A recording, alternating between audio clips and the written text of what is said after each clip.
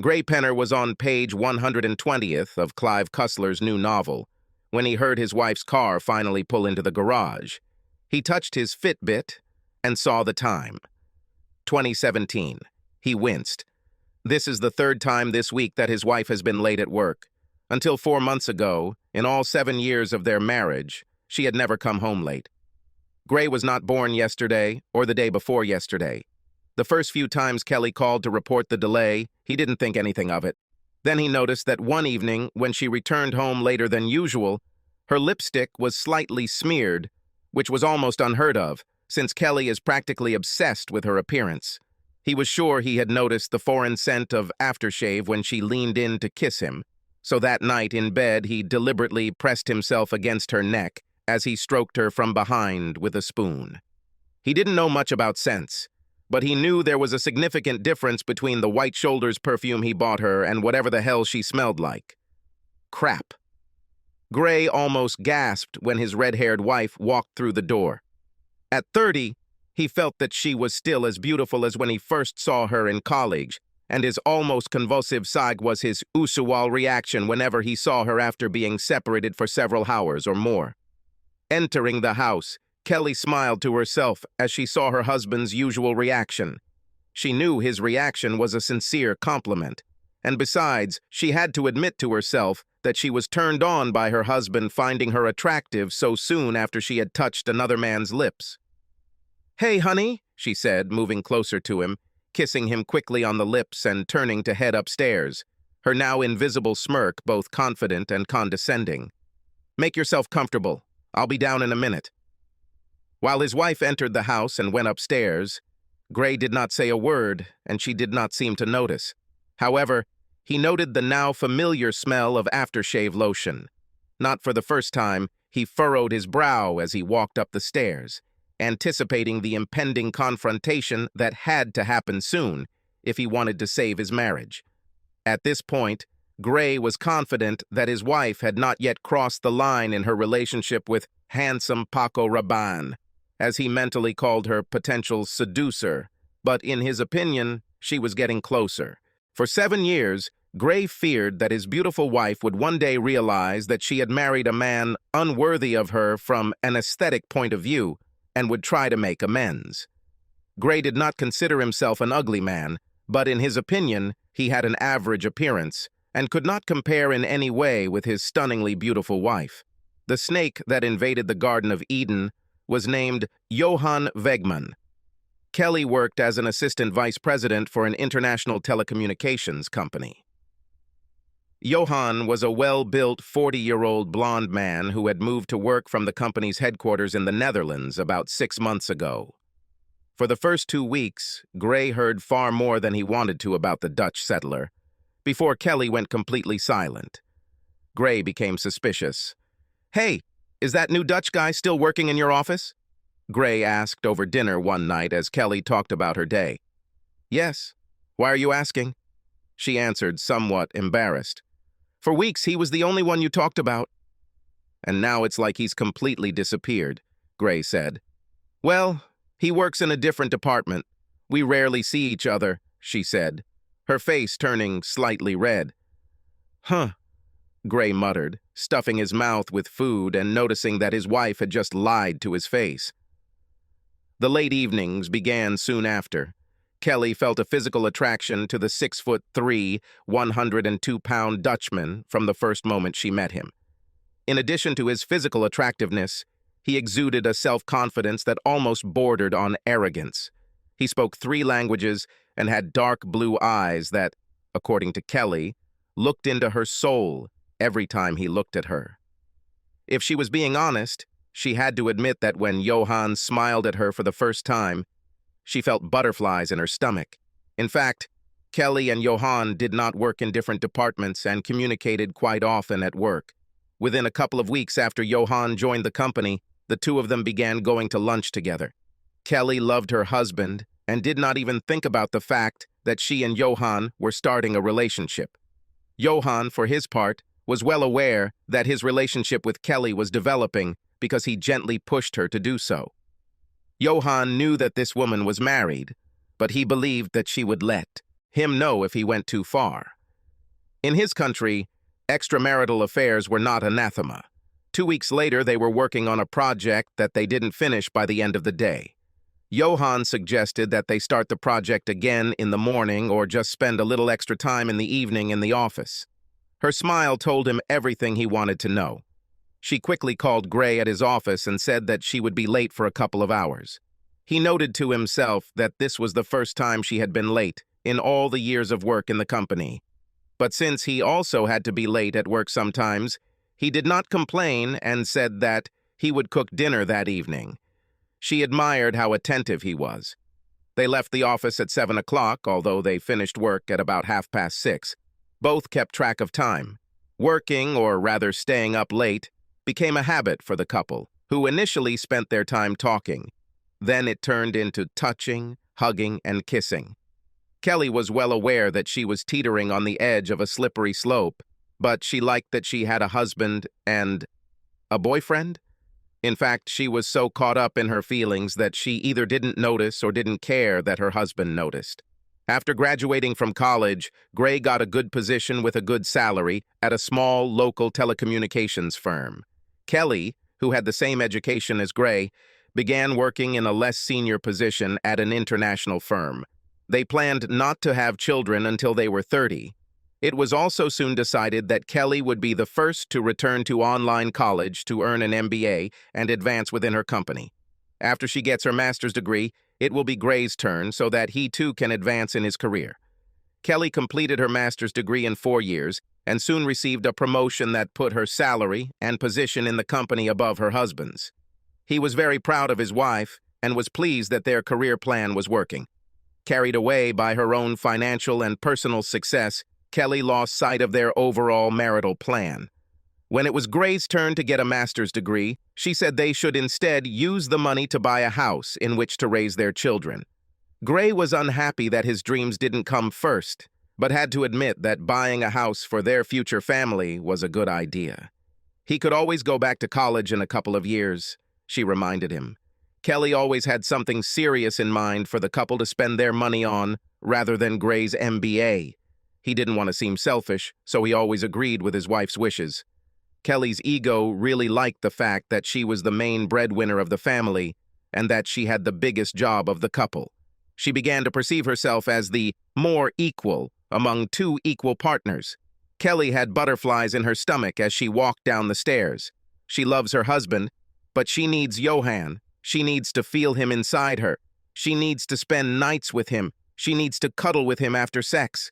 But she could not cheat on her husband and must first tell him about it so that it does not become cheating. She knew that he loved her as much as she loved him, and that he would give her this one weekend, this license to have sex on the side. He never refused her anything. Dinner. In the microwave. You just need to turn it on for a minute, Gray said as Kelly appeared downstairs. Thanks, babe. I'll bring everything now. Can we talk? She asked. Gray looked up from his book. Dirk Pitt. We'll have to wait? Gray realized that Kelly had something important to say. Did this have anything to do with what he wanted to talk to her about soon? I want a free pass this weekend, Gray, Kelly said hesitantly but clearly. Gray froze in his place on the couch. His brain began to work intermittently. He hoped he didn't look as dazed as he felt. He felt like his insides wanted to burst out. Sorry? He asked, realizing that he had actually heard his wife correctly. I need to spend the whole weekend with Johan Wegman, she replied. We have feelings that need to be tested. Once. Only one. I love you, Gray. Not him. And after this weekend I will come back to you and spend the rest of my life showing you how much I love you. Gray felt even more nauseous as he realized that Kelly had ruined their marriage with her question. However, he decided that this tragedy needed to be played out to the end. What if after this weekend you decide that once is not enough? What if you decide you need him for more than one weekend? If you decide that you need him more than me? It will not happen. I promise, she said quickly. Is it true? And how can you promise such a thing? 12 years ago you already promised me. You swore that you would leave everyone else for me. and now you are going to easily break that promise." She blushed again and began to look anywhere but directly at him. "I need this, Gray, and I know you love me enough to give it to me," she whispered. "To be clear, Kelly, you don't need it, but you definitely want it, and you're hoping I'll be stupid enough to give it to you." "This will not happen," he said again. "But you are not my property, so if you really want to, you can do it. Just remember that for every action, there is an equal reaction." "Thank you, Gray." "I'm glad you understand," Kelly said. "No, baby, don't try to pretend that you misunderstood me. I just told you to do what you think is right, and then I will do what I have to do," he said. "As you say," she replied. When Gray walked through the door the next evening, Kelly was sitting at the kitchen table drinking coffee. As he entered, he noticed a small bag standing near the door. "She's definitely dressed for the evening," he thought, noticing that she was wearing one of her sexiest dresses, a cornflower blue, mid-thigh length one that showed off a fair amount of cleavage. "You seem pretty confident in yourself," Gray said, putting his keys and wallet on the shelf. She smiled flirtatiously. "I am confident in my beloved husband," she said quietly. He raised an eyebrow. "Now kiss me goodbye and have a good weekend." "Don't sulk," she said. Gray wanted to grab her arms and shake her until her head fell off. Instead, he gave her his saddest smile and shook his head. "God, how I loved you, baby," he whispered, turned and went upstairs. Although she realized he didn't kiss her goodbye, Kelly didn't notice Gray's use of the past tense of love as she left the house. Her thoughts were already several miles away, where Johan was waiting for her arrival. She felt like a 16-year-old virgin going to her first prom. Kelly and Johan had been planning their weekend for the past 2 weeks. After 3 months of increasingly frequent kissing and caressing, they decided it was time to see where their relationship would lead. Johan didn't mind that Kelly was married. She told him that she and her husband were working on some issues in their marriage. She met Johan in the hotel lobby, and they checked in as Mr. and Mrs. Johan Wegman. We went up to our room and threw our bags. Before leaving the room, Johan asked Kelly to spin around in front of him. He whistled softly in response and then pulled her towards him for a deep, passionate kiss. His tongue searched and quickly found hers in her mouth. She moaned deeply. "God, this man knows how to kiss," she thought. Their table at an upscale steakhouse was booked for 7 o'clock that evening, so they had to unpack and hit the road. Dinner was amazing. They drank a bottle of good wine, but only one each, because they both wanted to be on top. For dessert, they each took ice cream. During the meal, they talked in low voices, enjoying each other's company. They touched each other tenderly. To any observer, they looked like a very loving married couple. On the snack table next to Gray's reclining chair were the remains of a medium-sized pepperoni pizza and 4 empty beer bottles. Despite the fact that Gray was a fairly experienced cook, he, of course, had no intention of cooking that evening. After some thought, he decided that pizza and beer were the ideal food for the evening when his wife would be giving her body to another man. After finishing his meal, Gray went upstairs to the bedroom with several large garbage bags. He spent the next 30 minutes haphazardly bagging all of Kelly's clothes, then went downstairs and piled them up by the front door. He handled the jewelry and toiletries a little more carefully, putting them in a box and also placing them by the door.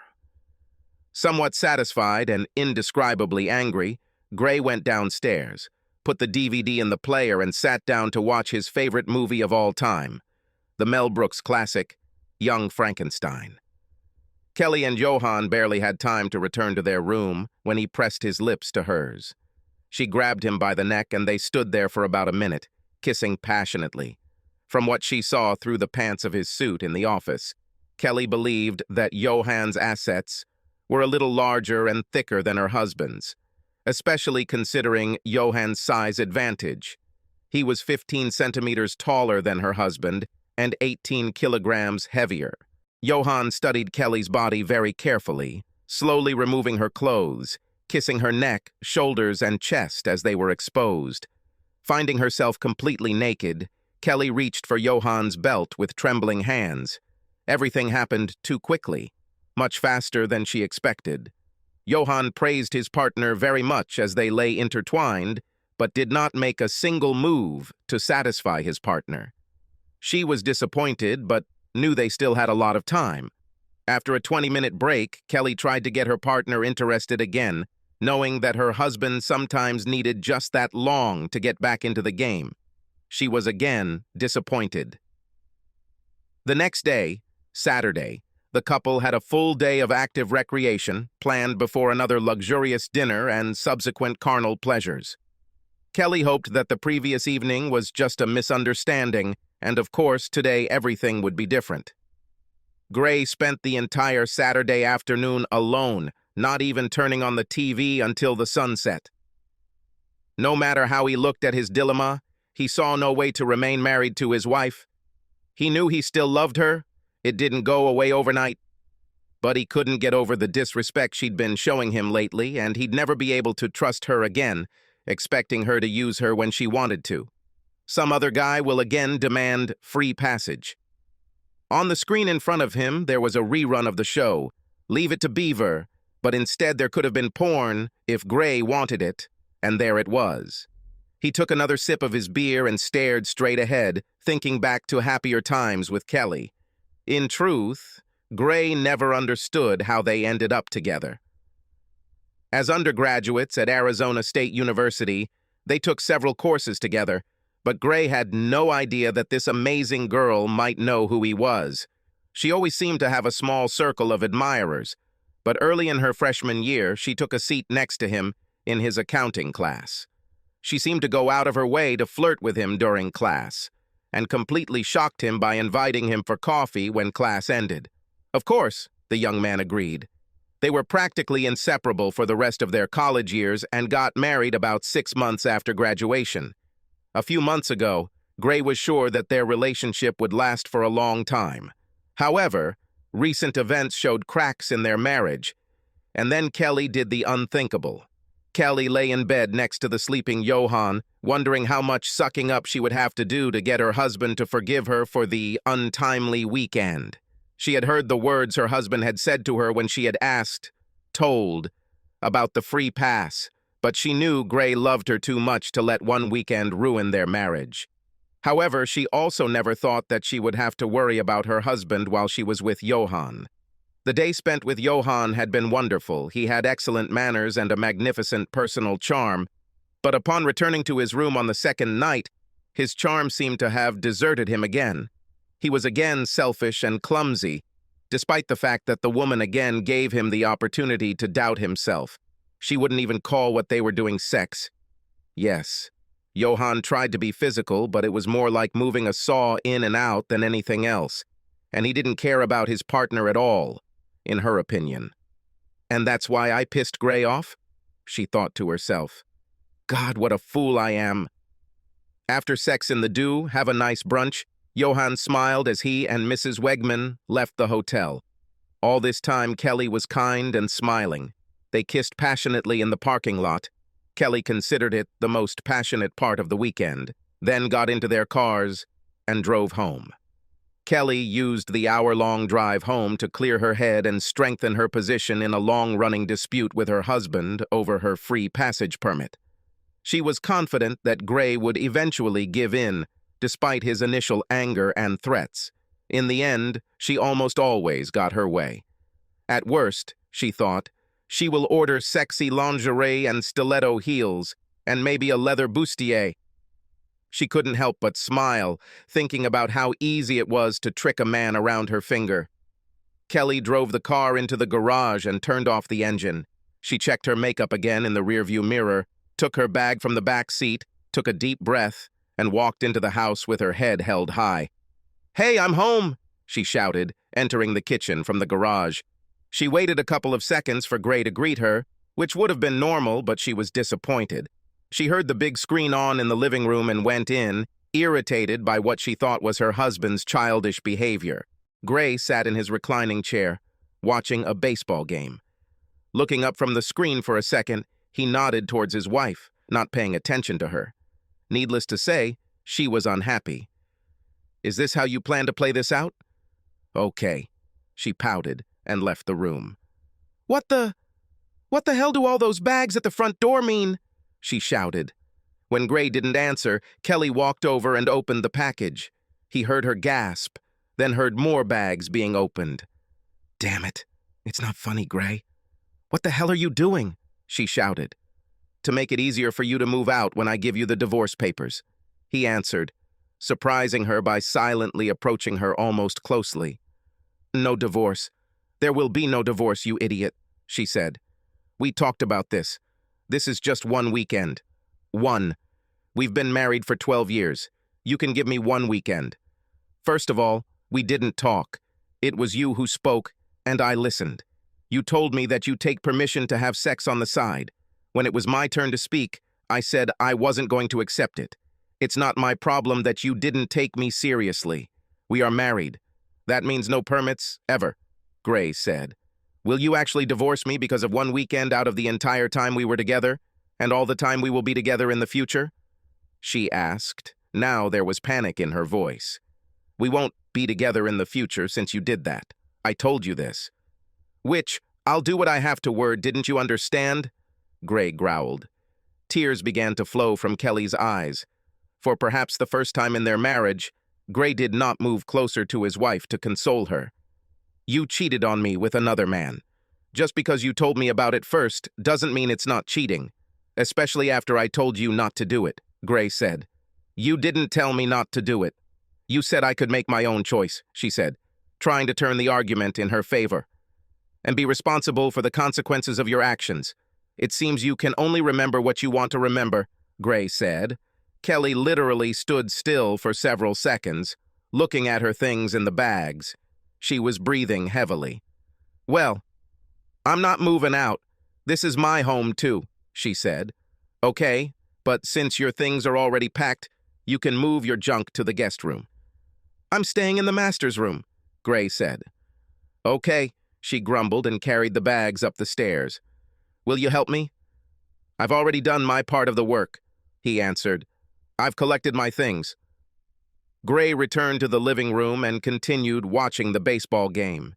He heard his wife stomping up the stairs and muttering something. Finally making it downstairs, Kelly plopped down on the living room couch and began flipping through the Sunday newspaper that Gray had placed on the end table next to where she usually sat. She began flipping through the newspaper noisily, making sure it crackled every time she turned a page or changed position in her seat. "Don't you at least want to ask how my weekend was?" she pouted. "Why do I need it? I believe you had sex with him several times. Isn't that what people do when they cheat on their husbands?" Gray asked. "Well, we also went to some places, did some things, and ate at some nice restaurants," she whined. "Cute. Happy for you," Gray said. "Maybe one of your friends will be interested." "But your husband, not yet a husband." "No." Gray noticed that his wife didn't seem nearly as excited as he'd expected, especially after she'd made such a fuss about her departure. The fact that she wanted to talk about non-sexual experiences suggested that Johan might be more of a loser than a stud. But that's not my problem, Gray thought. Gray spent time Monday separating bank accounts and making financial maneuvers necessary for his pending divorce. He wouldn't be able to get an appointment with the family lawyer he'd chosen until a week later, so he knew he'd have to live in the same house with Kelly for a while. Kelly spent the day avoiding Johan. She was well aware that they were on opposite ends of the spectrum in terms of the weekend success. She knew that their relationship had changed forever, and not for the better.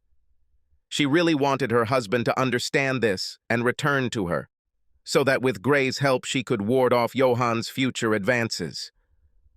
Kelly's life suddenly became very difficult. Kelly was wondering what to do, talk to Gray again or just move on as if nothing had happened, hoping that her husband would eventually cool down. She chose the second option as the path of least resistance, not wanting her husband to call her a cheater again. After some time spent looking at the situation from all sides, Kelly was forced to admit that the word cheater sounded much more accurate than loving wife. She shook her head sadly, wondering if she would have looked at the situation differently if her weekend had been a resounding success rather than a dismal failure.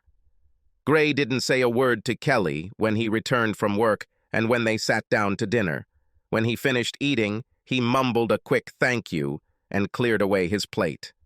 "Sorry, Gray." "I'm so sorry," Kelly whined as Gray walked into the living room. "After all these years, I thought you loved me enough to give me a weekend." "Do I love you enough? I would think that after all these years you would love me enough to not ask permission to cheat on me," Gray said. "How selfish and deluded do you have to be?" The next day at work, things went even worse for Kelly. 5 minutes after she entered her office, one of her best friends at the firm walked in and closed the door, which was not a very common occurrence in the office. "Please tell me you didn't spend the weekend with the Dutch Thor," Emma LaSalle asked in a half-whisper, even though the door was closed. Kelly's eyes opened wide. "Was he bragging?" "No, no, no," she croaked, her face contorted with shame and anger. "I suppose if it doesn't come from you, it does from him," Emma said, "but I didn't hear it from him. I heard several girls whispering about it in the break room while I was drinking coffee. If they are whispering at 8 in the morning, then by noon, the whole office will be talking about it. Now this can no longer be hidden." Kelly put her head in her hands. Emma watched as tears fell onto her desk. "Yes, you have become that special one that all women hate, and every guy now wants to get his piece. Well, was it good?" she asked, raising her eyebrows. "This is the biggest problem. Did not have. I made my husband very angry, and for—" "What?" she asked. "Johan is big, handsome, charming, and an absolute dummy in bed. He's barely bigger than Gray, and in bed he's not even half the man he is, but he considers himself God's gift to women." Emma's shocked look turned into one of concern. "So, how much time and apologies does it take to win back your husband's affection?" Emma asked, without the slightest hint of a smile. "I wish it were that simple," Kelly replied. "Gray constantly talks about divorce, 7 years together, and he keeps talking about divorce, directly. No, I'll think about it. No consultations, nothing. I thought he would just be angry, but he is beside himself with rage. I've never seen him so reckless. But I warned him. Yes, but if he didn't approve of it, your warning means nothing. You're a smart woman and you really can't deny that you knew how this could end," Emma said. Coincidentally, Gray said almost the same words to Kelly 2 weeks later when she called in tears after being served divorce papers at the office. "You told me I could have sex with him." "He said I could," she sobbed into the phone. "No, I told you that this is your choice, but it will have consequences. You got what you wanted, and obviously, it didn't matter what I wanted," Gray said. A few weeks later, Gray received a call from his father-in-law and mother-in-law asking him to talk to their daughter and think about reconciliation.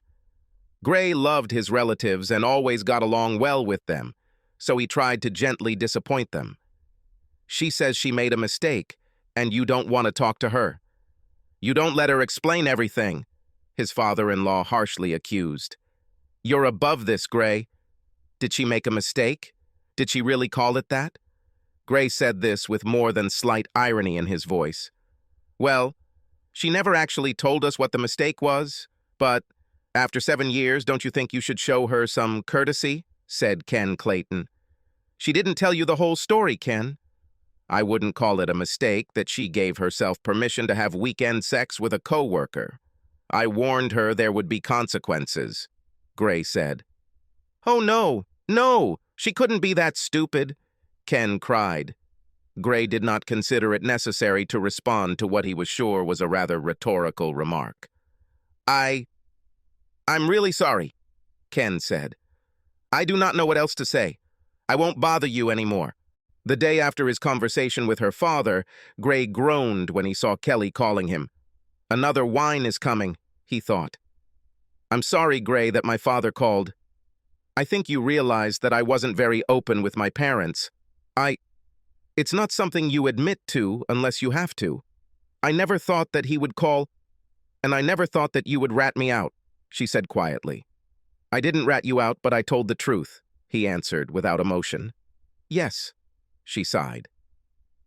Kelly and her lawyer tried to delay the divorce, but given that Gray filed due to irreconcilable differences and the absence of children, it took 9 months. Kelly couldn't believe Gray didn't give her a second chance after her mistake, as she repeatedly called it.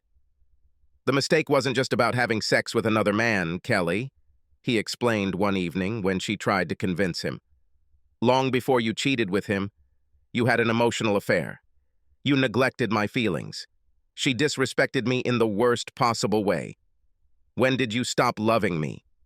Kelly held back tears. Once upon a time, when she cried, Gray tried to console her. Now he accused her of trying to break through her tears back into his heart. I know you still love me, Gray. Why can't we try to make peace? Yes, I still love you. That's why it hurts me so much, Gray replied. But it seems to me that you don't love me as much as I love you. I would never think about cheating on you, ever. But I can't believe that you won't do it again when a second man attracts your attention. There will be no second man. I promise, she quickly intervened. There shouldn't have been a first one, Gray grumbled. You promised this when you swore an oath to me. Oh yes, she whispered. During the divorce, Johan asked Kelly out on several dates, as did several of her other work colleagues. The woman was talked about in the office, and a few weeks after the incident, she was called to the HR department. We do not have a policy prohibiting employees from making acquaintances, but we have always asked our employees to exercise some discretion.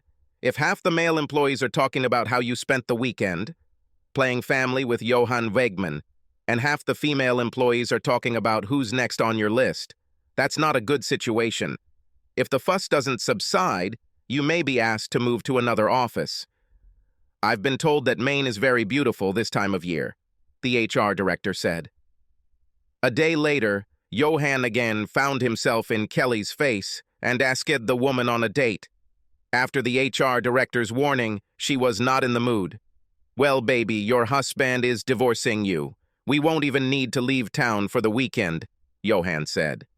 Don't you understand the hints? She snapped. I ruined my marriage for mediocre sex that I just wanted. Mediocre sex.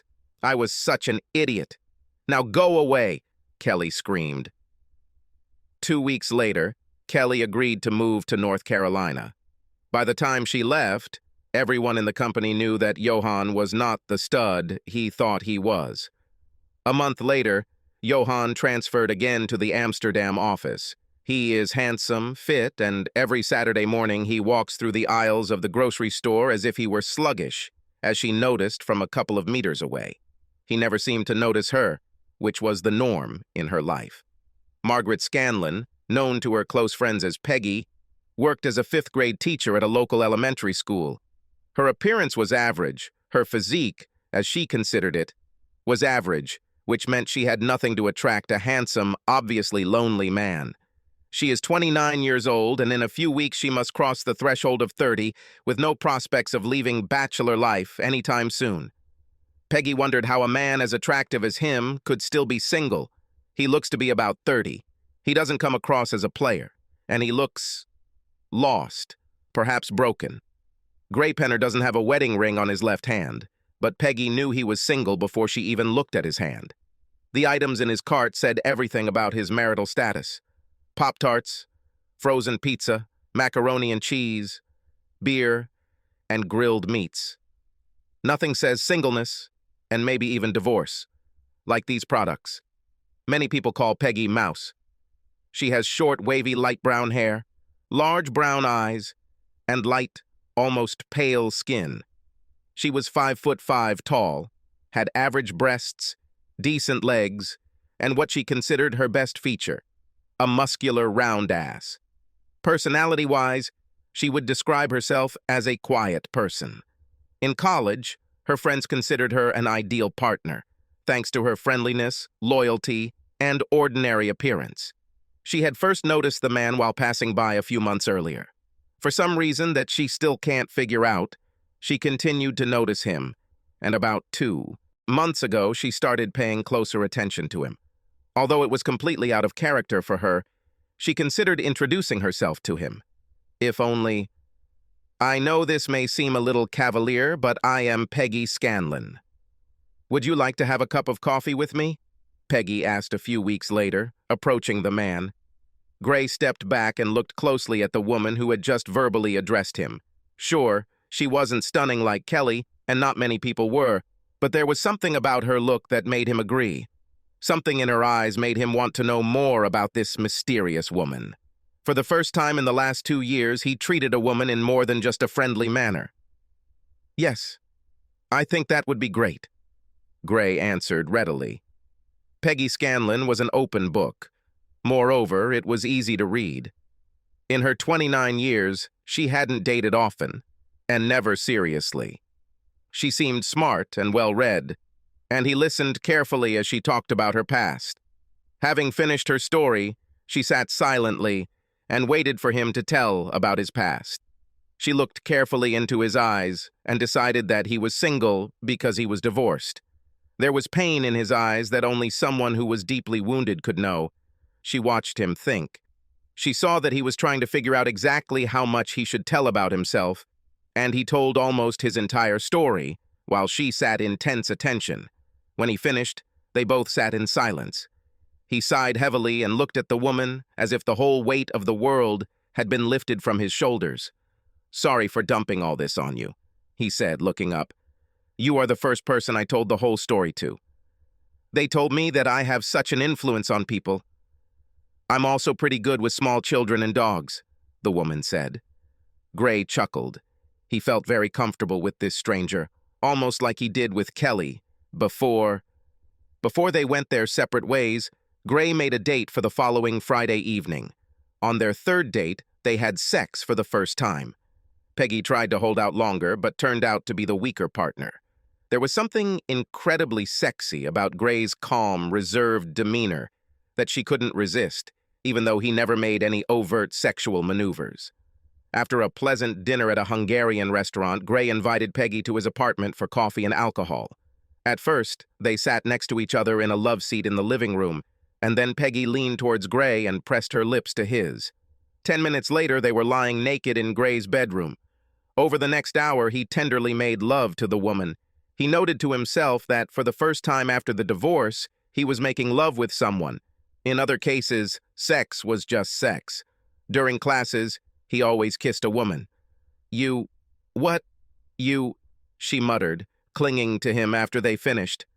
Silence. "We'll have plenty of time to talk later. What are you doing in the next few decades?" he remarked. Peggy smiled tiredly at him, and he pressed his lips to hers. A woman who was a bridesmaid 4 times finally found herself in the spotlight after a year. They subsequently had a couple of children, a boy 2 years after the wedding and a girl 2 years later. Unlike her predecessor, Peggy never forgot her vows. And although Gray will never know it, Kelly will never forget this lesson either.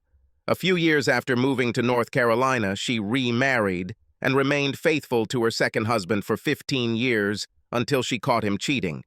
She admitted to herself that she finally understood all the pain that Gray had endured and wasted no time in divorcing her second husband. Kelly always took care of herself and still went to the gym regularly. At 50 years old, she was still an attractive woman, unmarried, alone, and approaching 50 years of age. This was something she never imagined, even in her wildest dreams. Her second husband was 10 years older than her. He had no children, and he did not want to have them with Kelly. Now it's too late. She laughed out loud, or rather barked. Gray wanted 2 children, she wanted 3. So, by this time, all 3 of the couple's children would already be in their teens. She and Gray would attend various school and community events, sports, music, parenting. Both high school and college graduations are just around the corner, followed by weddings and grandchildren. And all this was lost, for the sake of mediocre sex. What a dumbass she was. She shook her head sadly for what must have been the 1,000th time.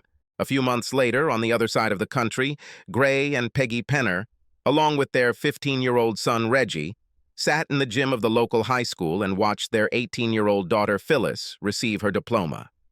Peggy squeezed her husband's hand, and they exchanged glances with happy tears in their eyes. Gray leaned over and gave his wife a quick peck on the lips, causing his son to wince in teenage embarrassment. "Well, that's enough, you two. Not here, and not now," he whined. The parents smiled at him, then at each other, and both raised their eyebrows.